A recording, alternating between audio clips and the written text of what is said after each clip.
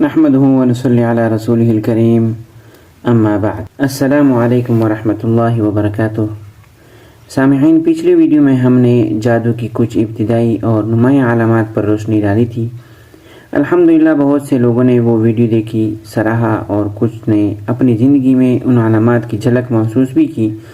اسی سلسلے کو آگے بڑھاتے ہوئے آج کی ویڈیو میں ہم جادو کی مزید علامات بیان کریں گے تاکہ آپ کو اس خطرناک عمل کے بارے میں زیادہ مکمل اور گہری سمجھ حاصل ہو سکے۔ یاد رکھیں، جادو صرف ایک خیالی تصور نہیں بلکہ ایک حقیقت ہے جس کا ذکر قرآن اور حدیث میں بھی آیا ہے۔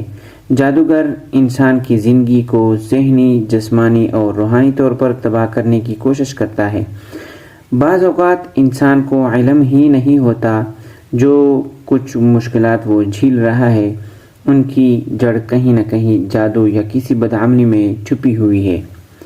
یہ علامات جاننا اس لیے ضروری ہے تاکہ ہم نہ صرف خود کو بلکہ اپنے گھر والوں کو بھی اس فتنے سے محفوظ رکھ سکیں۔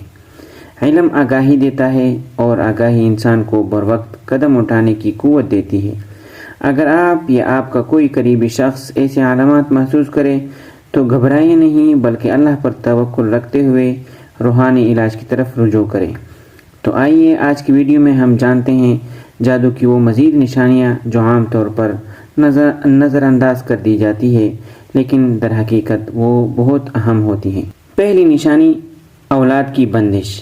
میاں بیوی دونوں کی میڈیکل رپورٹ صحیح ہے مگر اولاد نہیں ہوتی، یا بچے پیٹ میں ہی مر جاتے ہیں، یا دوسرے تیسرے مہینے میں DNC کرانا پڑ جاتی ہے، یا بچہ پیدا ہونے کے 40 دن کے اندر پیلے سبز رنگ کے دست کرتا ہوا مر جاتا ہے اور مرتے وقت اس کا اکثر جسم بھی سبز ہو گیا ہوتا ہے، یہ بھی جادو کی ایک نشانی ہے۔ دوسری، رزق کی بندش۔ دکان ہے تو دکان نہیں چلتی، ملازمت نہیں ملتی، آمدن میں بے برکتی پڑ جاتی ہے، جتنی آمدن ہوتی ہے اس سے زیادہ کے غیر ضروری اخراجات نکل آتے ہیں، رزق اور مال و دولت کے تمام راستے اپنے اوپر بند ہوتے نظر آتے ہیں۔ کاپی۔ ہمارے پاس ایک صاحب کو لایا گیا، لانے والے میرے قریبی ساتھی تھے۔ تعارف کرایا کہ یہ صاحب لاہور میں کنگ آف گولڈ کے نام سے مشہور تھے۔ ان صاحب نے مجھے کاغذات دکھلا کر بتلایا کہ میرے پاس دولت کی اتنی ریل پھیل تھی کہ مجھے پیٹ میں معمولی درد ہوا تو میں نے اس کا معائنہ 55 ممالک کے مختلف ہسپتالوں میں کرایا۔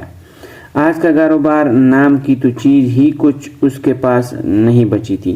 اس انتہا کے امیر ترین شخص کی بیٹیاں اپنے محلے کے درزی کی منت سماجت کر کے اس سے شلوار کا آرڈر لے لیتی تھی۔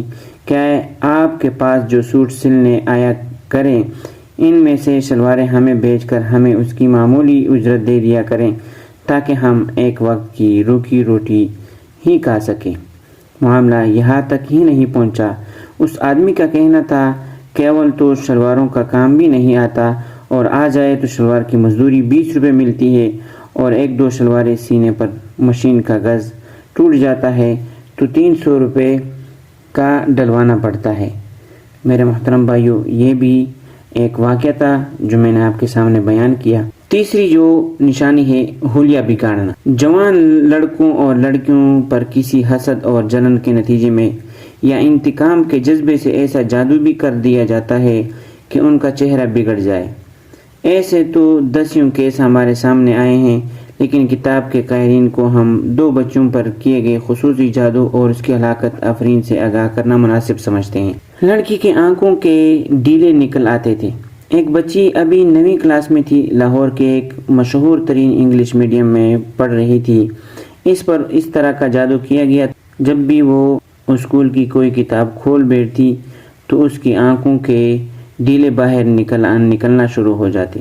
انسانی ڈیلا جب تک اندر ہے تب تک ہی خوبصورت لگتا ہے، باہر نکل آئے تو بھینس جتنا بڑا لگتا ہے۔ کلاس میں جب اور بچیاں ان کو دیکھتی تو وہ ڈرنا شروع ہو جاتی تھی اور ارد گرد کرسی پر بیٹھنے سے پکار کر دیا۔ یہی نہیں بلکہ دوسری لائنوں میں بیٹھے بچوں اور خود کلاس ٹیچر نے پرنسپل سے درخواست کی کہ اس بچی کو کلاس سے اٹھایا جائے، اس سے دیکھ کر پوری کلاس کو ڈر لگتا ہے۔ پرنسپل نے والدین کو بلایا۔ والدین کی منت سماجت سے صرف اتنا ہو سکا کہ اس کا نام اسکول سے خارج نہیں کیا گیا، لیکن یہ تو طے تھا کہ اسے کلاس میں بیٹھنے کی اجازت نہیں دی جا سکتی۔ والدین کلاس سے بچی کو اٹھا کر اسکول کی فیسیں ادا کرتے رہے، کئی جگہ علاج کرایا، پھر ہمارے پاس آئے۔ اگرچہ اس کی آنکھوں کا مسئلہ حل ہوتے ہوتے ہمارے ہاں بھی پورے 3 ماہ لگ گئے۔ آج الحمدللہ وہ بچی MCS کر کے پشاور میں اپنا اسکول چلا رہی ہے۔ کاپی آج کے لیے اتنا کافی ہے۔ کل آپ کے سامنے ایک اور اہم واقعہ جس پر جادو کیا گیا ہے انشاءاللہ وہ آپ کے سامنے بیان ہوگا۔ آپ کل کی ویڈیو کے لیے انتظار کریں۔ اللہ تعالیٰ سمجھنے کی توفیق عطا فرمائے۔ وآخر دعوانا ان الحمدللہ رب العالمین۔